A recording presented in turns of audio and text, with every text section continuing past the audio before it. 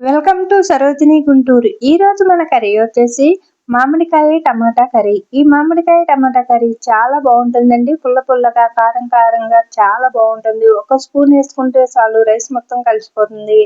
చాలా టేస్టీగా ఉంటుంది ఇలా చేస్తే. మరి మనకి మామిడికాయలు వచ్చే రోజుల్లో ఇలా చేసుకుంటే చాలా బాగుంటుందండి. మరి దీనికి కావాల్సినవి ఇప్పుడు చూసేద్దాము. 4 మీడియం సైజు ఉల్లిపాయలని ఇలా సన్నగా కట్ చేసుకోవాలి. అలాగే ఒక మామిడికాయని పై పొట్టు తీసి ఇలా మీడియం సైజు ముక్కల కింద కట్ చేసుకోవాలి. అలాగే ఒక టమాటాని కూడా ఇలా కట్ చేసుకోవాలి. 4 పచ్చిమిర్చి, 2 రెమ్మల ఫ్రెష్ కరివేపాకు, పోపు దినుసులకి ఆవాలు, జీలకర్ర, మినపప్పుని ఇలాగా హాఫ్ స్పూన్ తీసుకోవాలి. ఇప్పుడు తయారు చేసే విధానాన్ని చూసేద్దాం.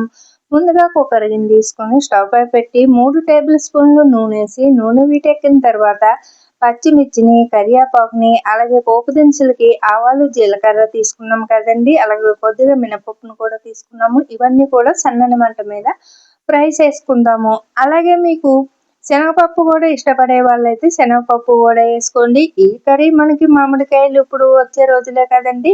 ఇంకా ఇలా మనకి వేసవికాలంలో చిన్న చిన్న మామిడికాయలు వస్తూ ఉంటాయి కదా, అప్పుడు ఈ కర్రీ చేసుకుంటే చాలా టేస్టీగా ఉంటుందండి. మరి అలాగే ఇప్పుడు మనకి మామిడికాయలు చిన్న చిన్నగా ఉంటాయి కదా, వాటిలో టేస్ట్ వేరే ఉంటుందండి. తక్కువ పులుపుతోటి చాలా టేస్టీగా ఉంటుంది కర్రీ చేస్తేనే.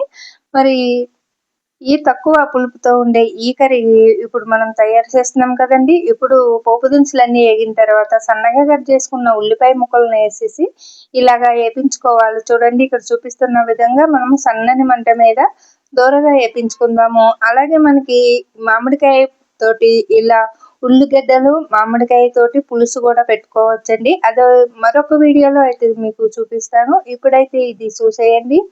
ఇలాగ అంతా బాగా కలిసేటట్టు ఉల్లిపాయలంతా కూడా మనకి ఫ్రై అయ్యేటట్టు కలుపుకుంటూ ఫ్రై చేసుకుందాము. అలాగే దీంట్లోకి ఒక స్పూను అల్లం పేస్ట్ వేసుకుందామండి. అల్లం పేస్ట్ మన హెల్త్కి చాలా మంచిది. ఇలాగ ప్రతి కర్రీలోని మనము అల్లం పేస్ట్ వేసుకోవడం వల్ల అల్లం పేస్ట్లోని మనకి ఎల్లుల్లిపాయలు కూడా మనకి అల్లం వెల్లుల్లి కలిపి మనము పేస్ట్ వేసుకుంటాము కాబట్టి మన హెల్త్కి చాలా మంచిదండి. ఇంకా చూడండి, కర్రీస్ కూడా టేస్ట్ అనేది పెరుగుతుంది. ఇలాగ అంతా కలిసేటట్టు కలుపుకుంటూ వేపించుకోవాలి. మనకి ఉల్లిపాయలతో పాటు మనకి అల్లం పేస్ట్ కూడా వేగిపోతుంది. ఇలా వేగిపోయి మంచి వాసనతో చాలా బాగా ఉంటుంది. ఇప్పుడు మనకి ఇలా వేగిపోయిన ఈ ఉల్లిపాయ ముక్కల్లోకి మనం ముందుగా కట్ చేసి పెట్టుకున్న టమాటా ముక్కల్ని, అలాగే మామిడికాయ ముక్కల్ని కూడా వేసేసుకుందాము. చూడండి, ఈ మామిడికాయలకి టెంక అనేది ఉండదు కదా, అలాగే మనకి టెంక కట్టిన మామిడికాయలు కూడా మనం టెంకతో పాటు వేసుకుని